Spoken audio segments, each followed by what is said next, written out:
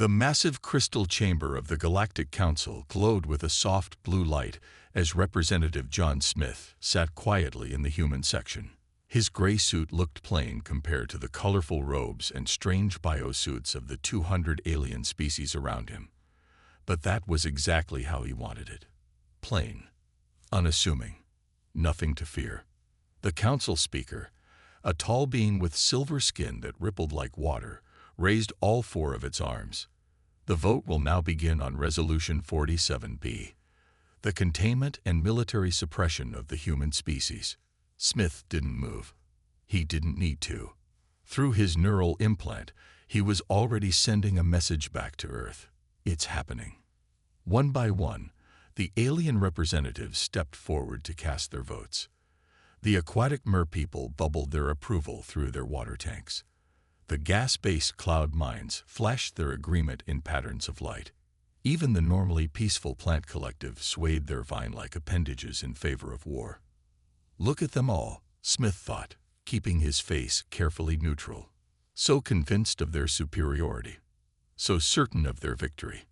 The voting process took 3 Earth hours. Smith used this time to study each species, noting their movements, their confidence, their eagerness for war. His implant recorded everything, analyzing micro-expressions, even in species that barely had what humans would call faces. Finally, the council speaker raised its arms again. The vote is complete. With all 200 member species in agreement, Resolution 47B has passed. The Galactic Council hereby declares war on humanity, effective immediately. Cheers erupted throughout the chamber. Some species released celebratory spores. Others performed their victory dances. They all seemed to have forgotten that Smith was still there. The council speaker turned its liquid metal face toward him. Representative Smith, do you wish to make a statement before you are escorted from the chamber? Smith stood slowly. He straightened his tie, brushed an invisible speck of dust from his sleeve, and smiled. It was a small smile, the kind you might give to a child who thinks they've outsmarted you. I have only this to say, Smith spoke in perfect galactic standard. You have made 3 fundamental mistakes today. First, you assume that because we're young, we're naive. Second, you believe that because we're peaceful, we're weak. But your third mistake, he paused, looking around the chamber. Your third mistake was giving us time to prepare. The chamber grew quiet. Something in Smith's voice made several species activate their defensive mechanisms. Since first contact, you've watched us, studied us, judged us. But we've been watching too. Learning. Preparing. You see us as aggressive. Unpredictable. A threat to galactic stability. Smith's smile grew slightly wider. You have no idea what a threat really is. Not yet. The council speaker's silver skin rippled with concern. Are you threatening the council, Representative Smith? Not at all. Smith replied calmly. I'm just informing you that the war you've just declared, it was over before you even voted. With that, Smith turned and walked toward the exit. Just before reaching the door, he stopped and spoke one last time, not bothering to turn around. Oh, and you might want to check on your fleets.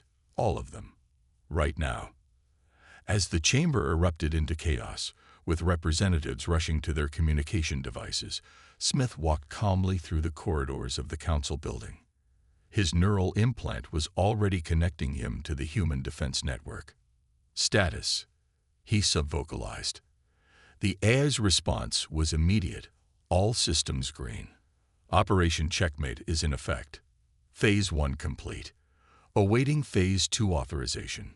Smith stepped into his shuttle, still wearing that small, knowing smile. As the shuttle lifted off from the council world, thousands of emergency alerts began flooding the galactic communication networks. The war had indeed already begun, but not in any way the council could have predicted. Humanity had spent the last 50 years preparing for this exact moment. And now, the galaxy would learn why you should never corner a species that had spent its entire history overcoming impossible odds. 6 months earlier, Admiral James Thompson stood at the window of his office on Luna Base, staring at the blue marble of Earth. his weathered face reflected in the thick glass as he studied a holographic display showing alien fleet movements. "Play it again," he ordered. The AI system repeated the simulation. Hundreds of colored dots representing alien ships moved across the display.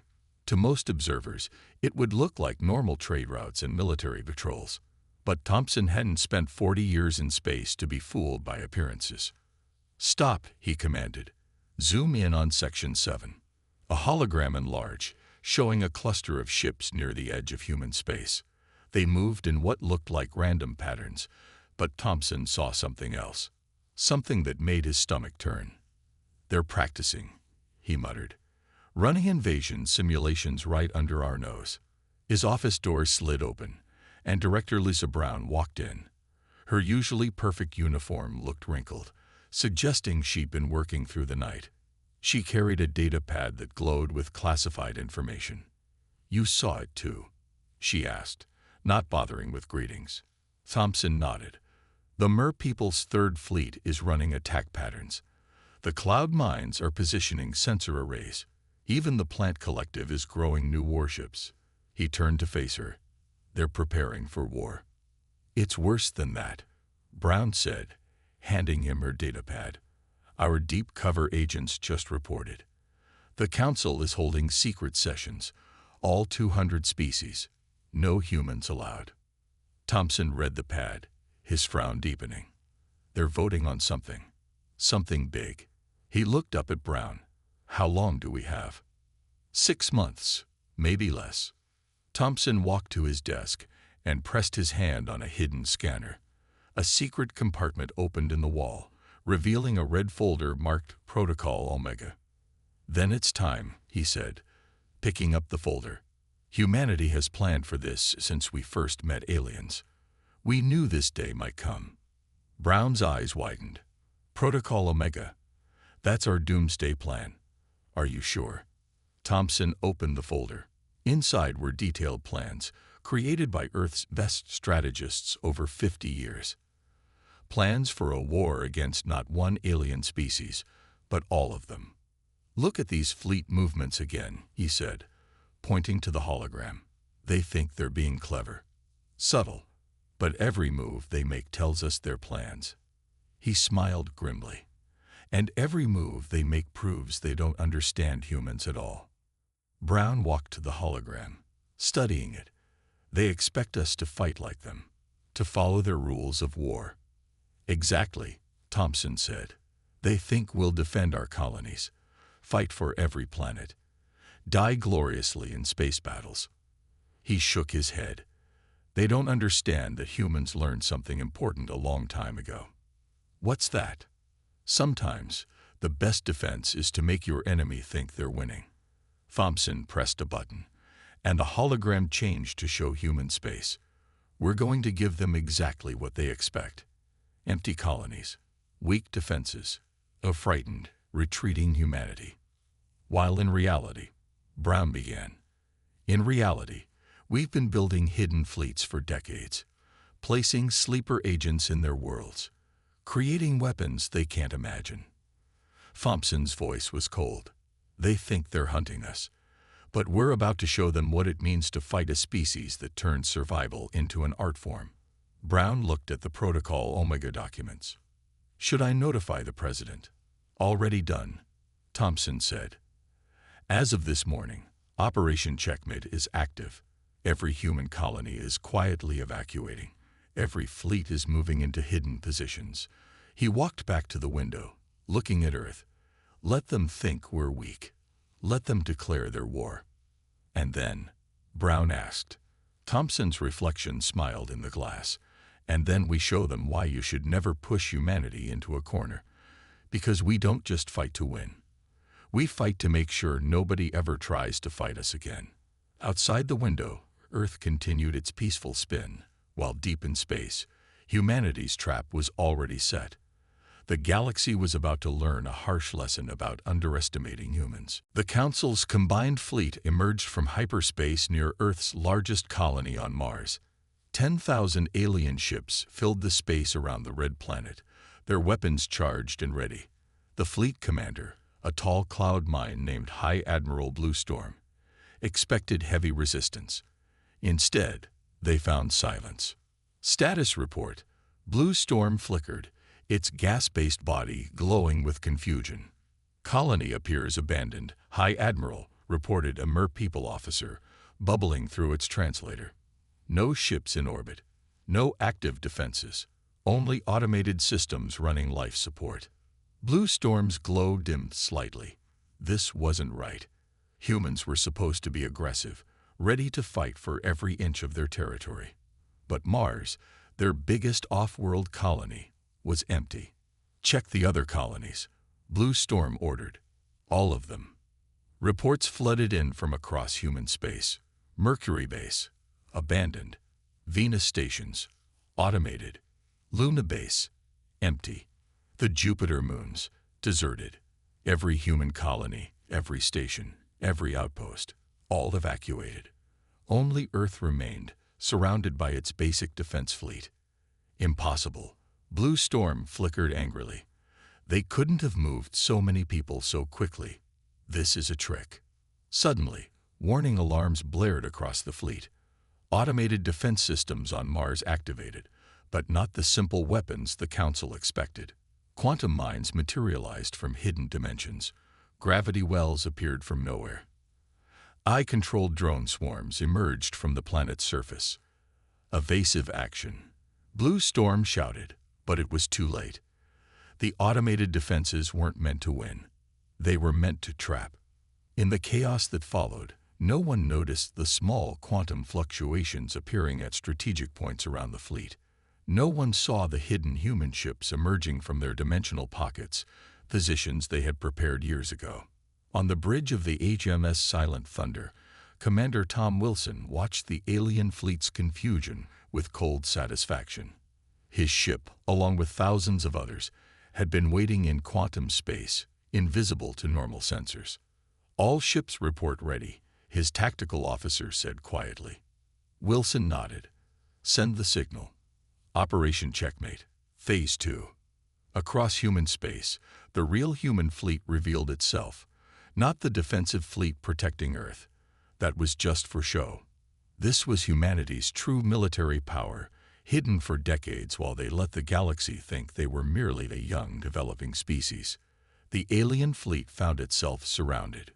Human ships appeared everywhere, using technology the Council didn't know existed. Weapons that bent space itself, shields that absorbed energy attacks and turned them into power. Combat AIs that could predict enemy movements before they happened. High Admiral. A panicked officer reported to Blue Storm. "Human ships are appearing behind our lines. They're everywhere." Blue Storm's gaseous form swirled in distress. "Impossible. Their technology shouldn't be this advanced. We monitored them. We knew their capabilities." On the Silent Thunder, Wilson allowed himself a small smile. "You monitored what we wanted you to see," he said quietly, even though the aliens couldn't hear him. "We've been preparing for this since before we met you." The battle was brief but decisive. The alien fleet found itself split into smaller groups, their communications jammed, their retreat paths cut off. They had expected to face a young species fighting desperately for survival. Instead, they faced an enemy that had planned their defeat years in advance. "Your fleet is surrounded," Wilson transmitted to Blue Storm in all known alien languages. "Your weapons are ineffective against our shields. Your communications are blocked. You have two choices: surrender or be disabled. Either way, the Council's first strike has failed." As Blue Storm's fleet raised their surrender signals one by one, Wilson sent a message back to Earth Command. "Phase 2 complete. The Council's main fleet is neutralized. Ready to begin Phase 3. The response came immediately. "Understood. Proceed with Phase 3. Show them why humanity's greatest weapon was never our technology." Wilson looked out at the surrendering alien ships. "Our greatest weapon," he thought, "was letting them think they knew what we were capable of." The real war was just beginning, and humanity's trap had worked perfectly. The council was about to learn that they hadn't declared war on a young, unprepared species. They had declared war on a species that had turned preparation into an art form. The council chamber was no longer the place of calm authority it had been just days ago. Emergency lights flashed as panicked representatives from 200 species argued and shouted. On the main display, reports of their failed invasion played in an endless loop. The council speaker's silver skin had lost its shine. Impossible. Our intelligence said they were at least a century behind us in quantum technology. A human hologram appeared in the center of the chamber. It was Admiral James Thompson, his weathered face calm as he looked at the assembled aliens. None of them had ever seen him before, but they would never forget him after today. "Good morning," Thompson said pleasantly. "I believe it's time we showed you what humanity is really capable of." The chamber's displays changed, showing images that made several representatives back away in fear. Human ships were appearing simultaneously across council space, using technologies that shouldn't exist. "You see," Thompson continued, "while you watched us build simple fusion drives and basic shields, we were actually creating something else. Something you never noticed because you were so convinced of your superiority." The displays showed human ships phasing through solid matter, emerging from quantum spaces, and moving faster than should be possible. Their weapons didn't fire energy beams or missiles. They manipulated the fabric of space itself. "For 50 years, you saw what we wanted you to see," Thompson explained. "Old-style rockets, primitive AI, basic weapons." He smiled. "But humans have a saying. The best place to hide is in plain sight." One of the plant collective representatives waved its vines angrily. "You deceived the council. You broke galactic law." Thompson's smile faded. "No, we prepared. Because from the day we met you, we saw how you treated primitive species, how you looked down on younger civilizations. We knew this day would come." New images appeared, showing massive human fleets emerging from hidden bases in dimensional pockets. AI systems that could predict and counter any tactical move. Weapons that could disable entire fleets without destroying them. "We didn't build weapons of mass destruction," Thompson said. "We built something far more effective. Weapons of mass disruption. Right now, human ships are appearing at every major military installation in council space, but they're not there to destroy." The council speaker's skin rippled with fear. "What do you want?" "Want?" Thompson raised an eyebrow. "We want what we've always wanted. Peace. But you mistook our desire for peace as weakness. So now we'll have peace on our terms." Suddenly, every communication device in the chamber activated. Every computer system came under human control. 50 years of hidden preparations were revealed in an instant. "While you watched our ships, you never noticed our real work," Thompson explained. "We didn't just build a fleet. We built an entire shadow network. Our AI systems are in your computers. Our agents are on your worlds. We've been preparing for this moment since before most of you knew we existed." The plant collective representative trembled. "You had this power all along. Why wait?" "Because humans understand something you don't," Thompson replied. "True power isn't about destruction. It's about control. We could have built planet-killing weapons. Instead, we built systems that could shut down your entire civilization without firing a shot." The chamber fell silent as the truth sank in. They hadn't been watching humanity's development. Humanity had been directing their observations, showing them exactly what they wanted to see. "So now," Thompson said, "we can do this the easy way or the hard way. Either way, the old council is finished. The only question is whether you want to be part of what comes next." The council speaker's silver skin had turned almost white. "What comes next?" Thompson's hologram smiled again, but this time there was warmth in it. A real galactic federation. One based on equality, not superiority. One where humanity's aggressive and unpredictable nature serves its true purpose: protecting the peace. The council chamber remained silent as the representatives faced a truth they had never expected. The species they had feared and dismissed had outmaneuvered them so completely that resistance was pointless. The age of the Council was over, and the age of humanity had begun. Captain Mark Anderson stood on the bridge of the HMS Lightbringer, watching as his fleet prepared to reveal humanity's greatest secret. His ship wasn't just the most advanced vessel humans had ever built. It was the key to changing how the galaxy understood space travel itself. "All ships report ready, Captain," his first officer said quietly. Anderson nodded, his eyes fixed on the tactical display. Across Council space, the remaining alien fleets were gathering for one final desperate attack. They still thought they could win through superior numbers.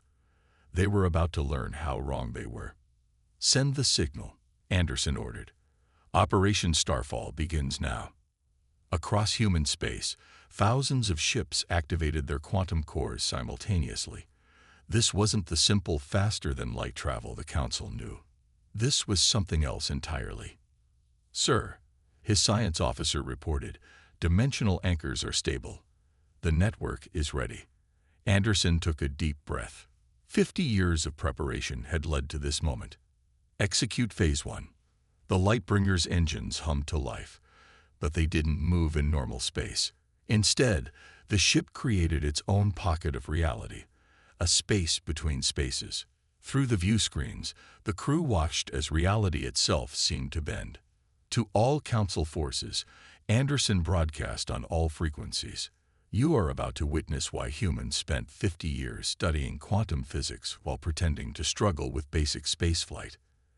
At his signal, human ships across the galaxy activated their dimensional drives. They didn't just travel faster than light. They rewrote the rules of space itself. Ships appeared inside the alien defense grids, bypassing every security measure the Council had built. On the Council homeworlds, planetary leaders watched in horror as human vessels materialized directly above their capital cities, not to attack, but to demonstrate that their defenses meant nothing. "Impossible." The Mer People Admiral bubbled through the emergency channel. "No species can control quantum space this precisely." Anderson allowed himself a small smile. "That's because no species spent 50 years letting everyone think they were barely managing simple space travel while actually mastering dimensional engineering." The Lightbringer's displays showed the full extent of humanity's plan. Their ships weren't just appearing randomly. They were creating a new network of quantum corridors, restructuring how space travel itself worked in the galaxy. "You see," Anderson explained to the increasingly panicked Council leaders, "while you watched us test our primitive rockets, we were learning how to fold space. While you monitored our basic shield technology, we were building ships that could step between dimensions." Across the galaxy, human ships demonstrated their true capabilities. They didn't just appear and disappear. They controlled where EVERYTJ could appear and disappear. The entire foundation of Council military power, their control of space lanes and jump points, became meaningless. "Your Council fleets can't hide," Anderson continued. "They can't retreat. They can't even move without us knowing. We don't just see your ships. We see the space between spaces where you think you're hidden." The alien commanders watched helplessly as their carefully planned ambushes and secret staging areas were exposed one by one. Human ships appeared everywhere at once, using the quantum network they had secretly built over 5 decades. "But here's what you still don't understand," Anderson said, his voice firm, but not unkind. "We could have used this technology to destroy you. Instead, we're using it to reshape how the galaxy works. No more hidden fleets, no more secret weapons, just open space, equally accessible to all." The Lightbringer's sensors showed alien ships powering down their weapons one by one, not just out of fear, but out of the realization that everything they knew about space travel, about their own technological superiority, had been based on assumptions humanity had carefully fed them. "The war is over," Anderson broadcast finally. "But this isn't just a victory for humanity. This is a chance to build something new. A galaxy where no species needs to fear another, where space itself belongs to everyone." As the Council fleets surrendered across the galaxy, Anderson looked at his crew. They had just changed the course of history, not through destruction, but by proving that humanity's greatest weapon was never their technology. It was their ability to plan, prepare, and think differently than anyone expected. The Grand Council Chamber, once a symbol of galactic power, now felt like a prison to its occupants. The council speaker's silver skin had turned almost gray as it read report after report of their crumbling empire. Every screen showed the same thing: total system failure. All our networks are compromised. A technician reported, his metallic appendages shaking. Every database, every secure channel, every hidden archive. The humans have been inside them all. Since the beginning. The plant collective representatives' minds had withered from stress. How? When? Director Lisa Brown chose that moment to walk into the chamber, flanked by human agents who had, until now, appeared to be various alien species. Her simple black uniform stood out among the elaborate alien clothing. "Would you like to know how?" she asked, her voice echoing in the silent chamber. "It started the day you first contacted Earth. When you thought you were studying us, we were actually learning everything about you." She gestured, and the chamber's main screen activated, showing hundreds of human agents revealing themselves across council space. They weren't just on minor worlds. They were in every major military installation, every government facility, every vital system. "You see," Brown continued, "while you watched our clumsy first steps into space, our agents were already among you. Not just disguised as your species, but actually becoming part of your societies. Learning, waiting, preparing." The council speaker's skin rippled with rage and fear. Impossible. Our genetic scans would have detected humans. Brown smiled. "Unless we had mastered genetic modification 50 years ago, and kept that secret too. Everything you know about human technology was what we wanted you to know." She walked to the center of the chamber, each step echoing in the stunned silence. "Your entire communication network has been running through our quantum systems since first contact. Every message, every secret, every plan you ever made. We saw it all." The alien representatives looked at each other in growing horror as they realized the full extent of human infiltration. They hadn't just been defeated militarily. Their entire civilization had been compromised from the very beginning. "But why?" the council speaker asked, its voice barely a whisper. "Why go to such lengths?" "Because you gave us no choice," Brown replied. "From the moment we met your species, we saw how the council treated lesser races, how you manipulated them, controlled them, kept them dependent on you. We knew that sooner or later, you would try to do the same to us." She pressed a button on her wrist device, and new images appeared on the screens. They showed hidden human bases on every council world, automated systems that had been quietly waiting for decades, and technology that went far beyond what the council thought possible. "So we played our part," Brown continued. "The young, aggressive species that needed to be contained, all while building a shadow network that could shut down your entire civilization if needed." A Mer people elder bubbled frantically. "You could have destroyed us at any time." "We could have," Brown nodded. "But that's not what humans do. We don't want to destroy. We want to change. To make things better." She looked around the chamber. "That's why we're here now, showing you all of this. Not to humiliate you, but to offer you a choice." The chamber fell silent again as Brown activated one final display. It showed plans for a new galactic organization, one built on genuine cooperation rather than control and fear. "The old council is finished," she said firmly. "But what comes next is up to you. You can resist and watch everything you built crumble to nothing. Or you can help us build something new, something better." The council representatives looked at each other, then at their compromised systems, their exposed secrets, their powerless fleets. They had started this war thinking they were protecting the galaxy from humanity. Instead, they had forced humanity to reveal just how thoroughly they had outmaneuvered the entire council from day one. The council speaker's skin shifted to a pale blue, the color of surrender. The war was over, but the real changes were just beginning, and humanity had proven that their greatest victory wasn't in fighting their enemies, but in making sure the fight was won before it even began. 1 month after the council's surrender, Representative John Smith stood once again in the crystal chamber. But this time, things were very different. The old council seats had been replaced by a circular arrangement where all species sat at the same level. There were no more elevated positions, no more signs of superiority. "The final votes are in," Smith announced, looking at the assembled representatives of all species, including many that the old council had kept powerless. "The Galactic Federation Charter has been ratified by all member worlds." The chamber, once a place of fear and tension, now hummed with nervous hope. The total annihilation that everyone had feared turned out to be something very different from what they had expected. Admiral Thompson stood next to Smith, his uniform now bearing the new Federation insignia.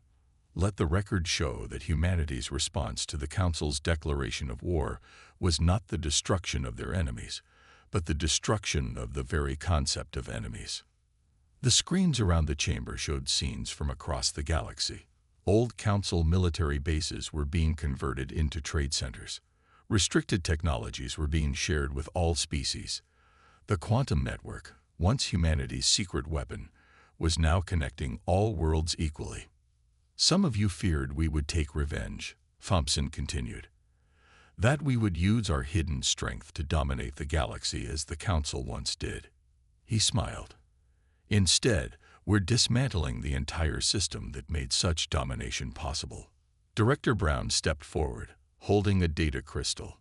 Every secret database, every hidden archive, every piece of restricted knowledge, it's all being made public. No more secrets, no more hidden powers, no more artificial limitations on any species development.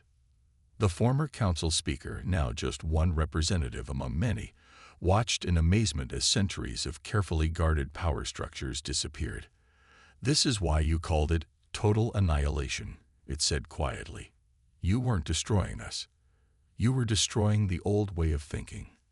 "Exactly," Smith nodded. "Humanity's greatest weapon was never our technology, our ships, or even our preparation. It was our ability to imagine a different way of doing things." The chamber's displays showed more changes happening across the galaxy. Species that had been kept apart were meeting for the first time. Worlds that had been restricted were opening their ports. Knowledge that had been hoarded was being freely shared. "But how can you be sure this will work?" asked a plant collective representative. "How do you know we won't return to the old ways?" Captain Anderson, now Fleet Commander Anderson, stepped forward. "Because we're not enforcing this through power. We're making it the only logical choice." He pressed a button, and the displays showed the new quantum network. Every species now has equal access to travel, trade, and technology. Trying to dominate others won't just be wrong. It will be pointless.